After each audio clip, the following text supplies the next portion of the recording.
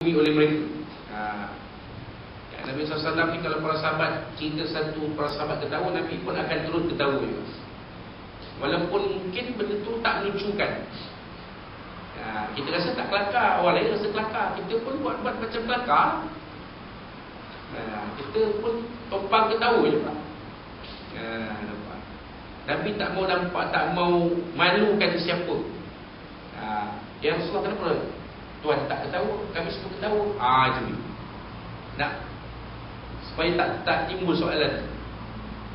Jadi bila para sahabat cerita-cerita satu benda, ketawa, Nabi pun akan ketawa. Akan sama-sama ketawa. Bila para sahabat cerita satu benda yang mengagumkan, Nabi pun rasa hebat. Oh bagus, Nabi kata. Oh hebat juga. Begitu. Sebab Nabi tak mahu merendah-rendahkan para sahabat radhiyallahu anhu. Kemudian kata Sayyidina Ali bin Abi Thalib radhiyallahu anhu lagi, wa yasbiru lil gharibi 'ala al jafwati min mantiqihi wa mas'alatihi. Kesabaran yang ditunjukkan oleh baginda terlalu tinggi apabila berhadapan dengan orang asing mengajukan persoalan dan meminta satu perkara yang tidak sepatutnya. Jadi baginda bila ada orang tanya benda pelik-pelik ni, baginda tenang dan sabar. Kalau kita pun, ustaz-ustaz pun, kalau ada orang tanya soalan pelik, apa pelik benda soalan, marah kita, apa benda, apa pelik soalan kamu. Nabi tak itu. Nabi tetap melayani. Nabi sabar melayani. Kadang-kadang dan beberapa kisah orang Arab Badui ini bertanya kepada Nabi dengan suara yang keras, yang kasar. Nabi relax, Nabi tak kata apa. Nabi tenang. Nabi tak kritik pun. Dalam kisah yang masyhur, tengok bagaimana seorang Arab Badui kencing dalam masjid. Sayyidina Umar minta izin kepada Nabi SAW untuk pancung Arab Badui. Ni Arab Badui tengah kencing. Cuba kita bayangkan kalau kita tengah kencing, orang tiba-tiba orang penggal kepala kita. Macam orang lain tengok kejam ke tak kejam, tindakan kita, tindakan orang. Kita dah kencing ni, tiba-tiba ada satu orang ada pistol, dia tembak gitu. Kalau tak pegang, tembak gitu. Kalau kencing dalam masjid, apa pandangan masyarakat kepada orang si penembak? Tentulah orang kata si penembak itu seorang yang kejam. Kalau ia pun kita kencing dalam masjid, takkan itu hukuman dia. Jadi Nabi kata sabar ya Umar sabar. Bagi si Badui ni habis kencing dulu. Sian. Agaknya tak tahan dah agak. Mencari tanah tak jumpa. Situ dia nampak situ tempat yang agak baik, situ dia buang. Bila si Badui ni dah selesai kencing, Nabi pergi sendiri pada si Badui ni dan nasihatkan si Badui. Bukan sini tempat nak kencing, wahai sahabat. Kita ada tanda. Dan Nabi sendiri yang urus, yang bersihkan tempat kencing. Ini kesabaran Nabi yang tinggi. Dan itulah yang boleh menarik orang untuk mendekati agama Allah Subhanahu wa ta'ala. Macam kita dalam surau, dalam masjid, budak-budak, kainah budak-budak tengok anak saya kejap sana kejap mari. Dia bukan nak jaga kamera pun.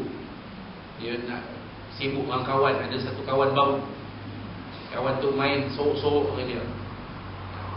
Kita ni tengok aja, tak buat, tunggu lah. Main lah, buat. Sabar, relax, tak apa. Kita marah, ni apa ni main-main dalam masjid, tak reti ke? Ni tempat semayang, tempat main. Tapi main pun main kat luar. Ini tak betul tuan-tuan. Tapi orang tua kita dulu ada yang buat cakap, keluar cakap macam ni. Akhirnya budak-budak ni bila dia remaja, dia tak tahu mesin. Pasal apa dia ingat? Dia akan ingat perkataan kasar itu sampai bila-bila. Kalau kita nak nasihat-nasihatkan dia, jangan main di masjid, jangan kacau orang. Cakap itu lembut je. Jadi jangan kata main dalam masjid, kita tempat nak beribadah. Tapi dia dah memang budak-budak nak main ke tak? Walaupun tak kenal pun hari malam ni baru kenal, tapi dia dah ada chemistry, dia dah ada keserasian dia. Mau dia geng Nampak? Esok mungkin makan sekali. Kedai bela-bela mana di surau ni? Itu dia Nabi SAW. Tapi sentiasa bersabar menghadapi kerenah manusia. Kerana Nabi itu sendiri adalah da'i, pendakwah. Seorang Nabi, seorang Rasul, seorang da'i, seorang murabbi. Jadi Nabi SAW sentiasa bersabar menghadapi kerenah manusia yang pelbagai. Baik. Kemudian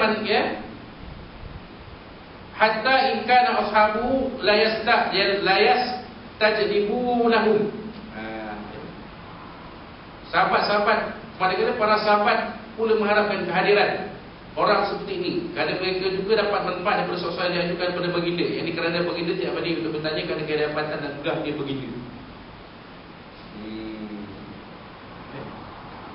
Ini para sahabat pun mengharapkan, suka juga kalau ada orang yang pelik-pelik bertanya macam ni. Sebab para sahabat Allah ni disegan dengan baginda. Orang Arab Badui ni dia tak kira langgar je. Macam wanita Ansar wanita Ansar tanya kepada Nabi direct, ya Rasulullah, macam mana masalah dia orang perempuan ni? Tanya daripada depan ke Nabi. Sampai Sayyidatuna Aisyah tarik wanita Ansar ni ke satu sudut. Akak, sebenarnya jawapan akak, jawapan masalah akak ni macam ni.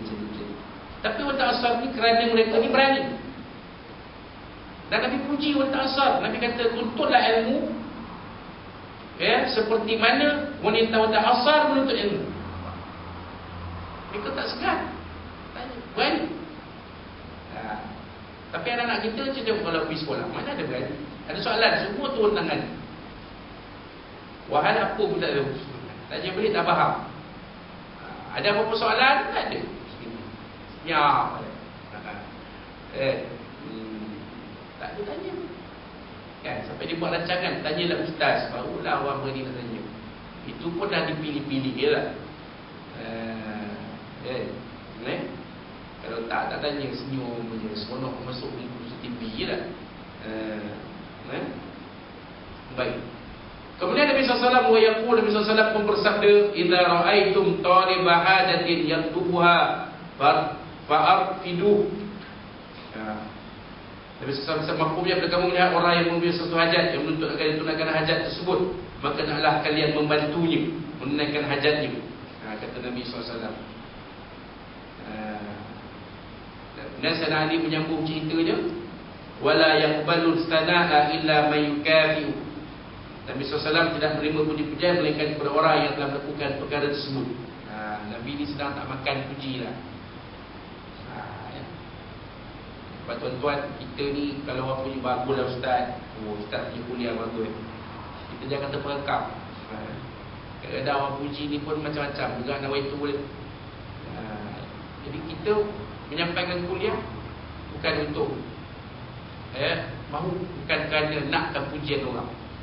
Kita nak menyampaikan ilmu ni, nak berkongsi ilmu, dan supaya ilmu tu jadi amal jariah untuk kita. Saya ingat macam tu. Kadang-kadang mungkin ada setengah orang kata, apalah Ustaz Azmi masukkan Quran dalam YouTube, kan ada orang nak tengok pun.